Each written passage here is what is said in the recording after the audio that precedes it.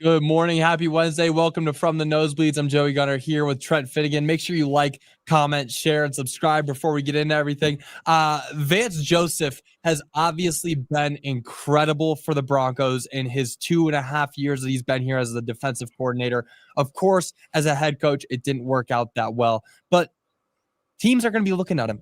That's going to happen this offseason. Teams are going to be looking at him and deciding whether or not they want to bring him in. And now there is a decision that has to be made both on three sides, from other teams that may want him, from Vance Joseph and where he wants to go, and then from the front office here in Denver, if they want to keep Vance Joseph. And I would really hope that they want to keep him. They want to give him a blank check because this guy has been as important to this team as any other person that is around this Broncos locker room.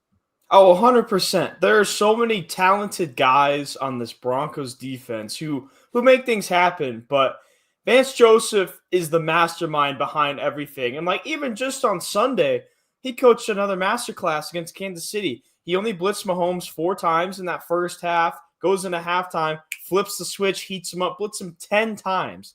Went from a 14% pressure rate to a 45% pressure rate in the second half. And it's just little things like that where he's keeping you on your toes. He's not just going to sit there and cover one.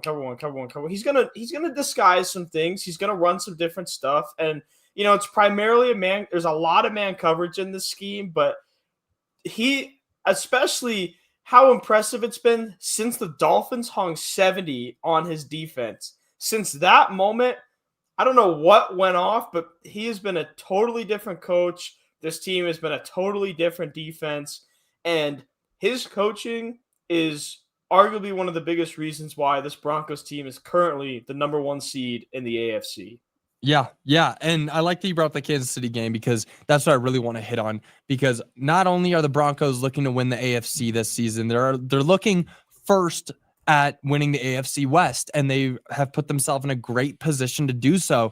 And that comes and it's accentuated by beating Kansas City this past weekend. And in the 5 games since being a defensive coordinator here with the Broncos, VJ has done an incredible job at dominating Kansas City. In the past 5 games that they've played each other, the Broncos have held Kansas City to 19 points, 0 points, 16 points, 9 points, and 19 points, winning 3 of the last 5 matchups. So they haven't scored over 20 points once when VJ has been the defensive coordinator for the Broncos. That's outstanding to hold a team to less than 20 points, a team that is led by Patrick Mahomes nonetheless. Incredible from him. And it just goes to show that this is a real coach that knows how to read a defense or play a defense better than anybody else in the league, because of course the Kansas City Chiefs are a powerhouse, and I don't know any other teams that in their last 5 matchups against the Chiefs have held them to 20. It's just been incredible. Yeah, last season the Chiefs only scored fewer than 20 once, and that was in that Denver game, which we know that was the Chiefs JV squad. So their healthy Chiefs scored 20 points in all matchups but two, the Chargers and the Broncos last year. This season, the only time they haven't scored 20 was against the defending Super Bowl champion Philadelphia Eagles, who, if the Broncos don't have the best defense in the league, the Eagles have the best defense in the league. So it's not like, I get that this Chiefs offense is weird and this hasn't been Mahomes' best season, but this is still a group that's putting up points, moving the ball up and down the field. And Joseph has done it with, kind of a mediocre defense in 2023. There weren't a lot of great guys on that team. And then everyone developed in 24, got better. Then that was a great team. And he's really been taking advantage of it, I think, since the start of that 2024 season. And like you said, blank check. I don't know how much the Broncos are going to want to pay him, but he is arguably he's one of the best coordinators in the league, offensive or defensive. And I know he's going to get a bunch of looks as a head coach. I know that those teams are going to come with big paychecks. We got Walmart money here in Denver. They gotta open the pockets a little bit to keep him around, to keep this winning culture.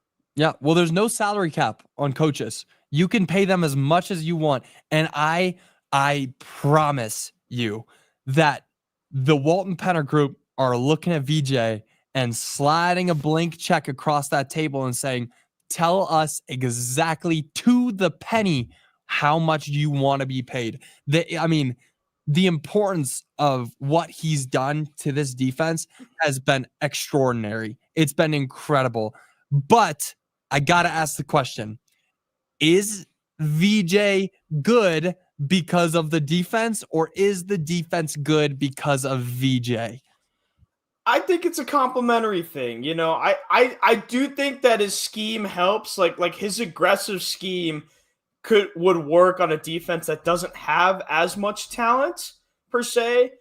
But you have a guy like Surtain who shuts down an entire side of the field. When you have good elite defensive back like that, you can afford to send one or two more guys in pressure. So I think it's really, I'd lean a little towards VJ, but they're just so complementary. His scheme fits the good players on this team, whether he wants to heat them up and trust Benito in the back end, or whether he wants to drop a bunch of coverage and trust Benito. Sorry, did I just say trust Benito in the back end? Yeah. Trust Surtain in the back end. I understood what you meant, yeah. Or he can drop a bunch of guys and trust Benito and Cooper and Allen up front. And he's got great players at multiple levels that allows him to switch it up, like we were saying. Like he didn't blitz a lot in the first half, drop more in coverage against Kansas City. Second half, he's like, all right, now I'm going to trust my defensive backs. And Surtain wasn't even in, remember? And he's like, we're going to heat him up. So I think it's a very complimentary thing, but if I had to choose, I would lean a little toward VJ's scheme. Yeah, I agree with you, but I lean the other way. I like VJ's scheme, but they are very complimentary of each other. But you had a DPOY last season in Pat Surtain, and now you've got one of the front runners this season in Nick Benito, and you have Talanoa Hufanga. Of course, Dre Greenlaw has been nowhere to be seen, but he's another one of those big names. Riley Moss, if he could stop, tugging on jerseys every time he's going downfield, he'd be one of the best CB2s in the league. He probably is one of the best CB2s in the league, even though he can't stop grabbing players downfield. Zach Allen, all of these guys are incredible on the defensive side. The playmakers that this Broncos team has on the defensive side of the ball are really just the immense talent that this Broncos team has on defense is incredible. And I don't know how many more times I can say incredible. I'm getting sick of it in my own head, but no, so I agree. I think that they do complement each other, but now I want to ask, okay, if he might be leaving next season, is any team going to want him? Is any team actually going to want him, or is his time as a head coach done? Did he prove what he can do with that Broncos team back in the early 2020s, or is there still another opportunity for him to be a head coach again? So it's interesting because obviously he's going to get looks, and that's the one thing that I personally don't understand about the NFL head coaching cycle. Is so many coaches fail and get recycled and fail again and get recycled. And it's just this never-ending loop instead of these teams saying, hey, here's this really good quarterbacks coach, or hey, here's this offensive coordinator who hasn't gotten a shot yet. And you see the Bears did that with Ben Johnson. He's been great for them this year. They're in first place in the NFC North. So I think that he showed his colors as a head coach here in Denver, and I know that wasn't the greatest roster of all time, but still, and I think the blueprint from him is Steve Spagnuolo, the Kansas City Chiefs defensive coordinator. Spags has been one of the league's best defensive coordinators since he got to Kansas City in 2019. Do you want to know what Steve Spagnuolo's head coaching record is? It's not great. It's 11-41. A 21.2% win percentage. He had 3 years with the Rams in St. Louis back in 2009, 2010, and 2011. And then he had 4 games with the New York Giants at the end of the 2017 season. And it's a totally different beast, head coaching, because you can't just keep that defensive hat on and say, hey, I'm doing this scheme. You got to worry about all this other stuff that goes on within the team. And some guys are great at it. Sean Payton's great at it. That's why he's not just an offensive coordinator. That's why he's a head coach as well and has been one for so many years. But guys like Joseph and Spagnuolo, when they had these added responsibilities on their plate, it was clear it was just it wasn't a great fit for them. And so I think Joseph has got to look at Spags and say, hey, that's exactly the career path I'm following. A bunch of assistant roles. You get this head coaching role, it doesn't work out, and say, hey, DC is my level. I'm happy with that. That's where I'm going to stay. And it's going to depend on what kind of checks the New York Giants and the Tennessee Titans, if they were to write one to him, depends on how big that check's going to be. But I think he's best as a defensive coordinator. And those teams have a lot of holes. They have a lot of problems. And is just a head coach going to fix that? I don't know. And are unproven head coaches, are head coaches who have been failures in previous stops going to fix that? That convinces me even less. So I think that he's in a perfect situation. We'll see what the money is come the offseason, but I think he's better as a defensive coordinator rather than a head coach. Yeah, and if either of those teams are going to be looking at a defensive coordinator to hire as their head coach, I think that they'd probably go somewhere like the Brian Flores route, who was not super successful with Miami, but right now he's looking like he could be in that same kind of position. He was 24 wins and 25 losses with Miami, and they didn't have a very successful any of those seasons weren't very successful, but he also wasn't very well liked by the players. But I think you could also throw him into that same kind of conversation. But the importance that he brings to this Broncos team cannot be overlooked.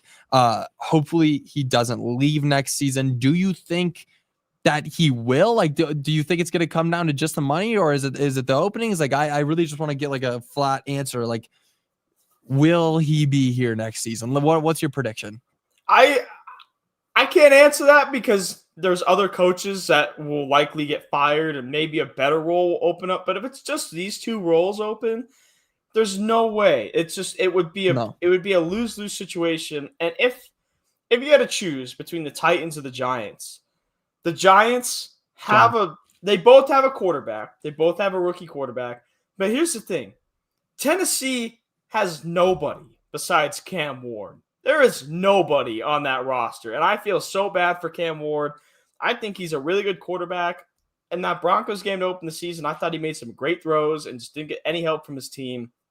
But you look at the Giants, and I'm not saying the Giants are great by any means, but like they have pieces. They have Thibodeau. They have Abdul Carter. They have Brian Burns. That's just on the defensive side. The things that Vance Joseph can do with the pass rush with those three guys, that would be pretty scary. And then you can build around those guys. You got Sexy Dexter Lawrence in the middle. On offense, you have Cam Scatterbo at least. That's the thing I was really looking at. Their offense is not that at all. Yeah, they have these pieces that the Titans don't have. So I definitely think of those two. The Giants is the more attractive job. And the big thing, if Vance Joseph goes, would Vance Joseph take Davis Webb from the Broncos staff as well to be his offensive coordinator? Then you're poaching two. That's the big thing is, hey, if Vance Joseph leaves, is he going to take other key guys from this Denver coaching staff? And that's where you could really get some trouble in Denver because, hey, you have these great guys. And it's not like it's a good thing that these guys are getting promotions and going to different teams. It's a good thing when it's like, hey, we had a good in Denver, and now we have to trust other guys to step up into this role that we had a good guy in already. So it's kind of scary for Denver. You really hope he stays because if he goes, hey, he really likes Davis Webb. Oh, he really likes these three coaches. And then all of a sudden, now Denver's got to retool a bunch of things on their assistant staff. So I do think that the Giants is the most attractive job if you were to move. But if he's looking anywhere, I think it's clear that Denver is the best option for him as a DC. Yeah. The Giants is one of the most attractive jobs you could look at right now. I mean, the young talent that they have on that roster is impeccable. I mean, I don't even think you mentioned Malik Neighbors earlier. Injured. I didn't. So they've got Jackson Dart, Malik Neighbors, Cam Scatterbo. Their defensive front is amazing with Thibodeau and Brian Burns, like you were just saying. So that's scary to think about. Davis Webb, I wouldn't be surprised if he's gone anyways. There are definitely places he could go anyways. I mean, losing him is something we got to start bracing ourselves for no matter what. Now, I will say a Super Bowl ring heals better than a Band-Aid. It heals better than a lot of things. So that kind of stuff is where you're like, okay, hey, you might see these guys stay for a couple more years. We can start looking for that coming soon. But yeah, again, like Vance Joseph, just what he's done cannot be underappreciated. You know, he has really turned this Broncos defense into a powerhouse. And you're right, from what you said earlier, it started after that huge 70-20 loss to the Dolphins. Just sickening to think about. But he's turned it around. He's built the best defense in the league for 2 straight years. It was the best defense last year, and it's looking like the best defense by a long shot this year. And a tale as old as time. Defense wins championships. It can happen this year. And if it does, it will be largely because of what Vance Joseph has done for this team. Is there anything else you wanted to hit on here, or do you want to move on to a fun segment that we have next?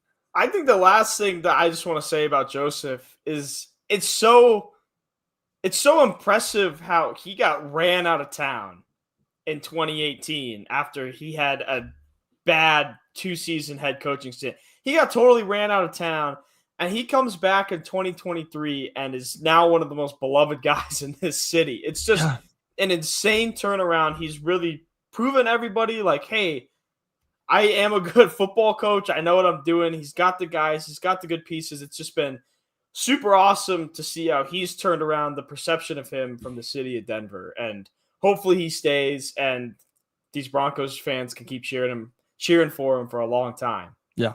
Gotta love VJ. Gotta love VJ. But let's move on. It is a waiver wire Wednesday. Which players should you be watching around the league, where Trent and I are going to be picking 3 players that we think are going to pop off this weekend around the NFL. Trent, would you like to take it away with your first pick? I'm going to go with Bryce Young with the Panthers. Bryce Young just threw for 448 yards and 3 touchdowns against Atlanta.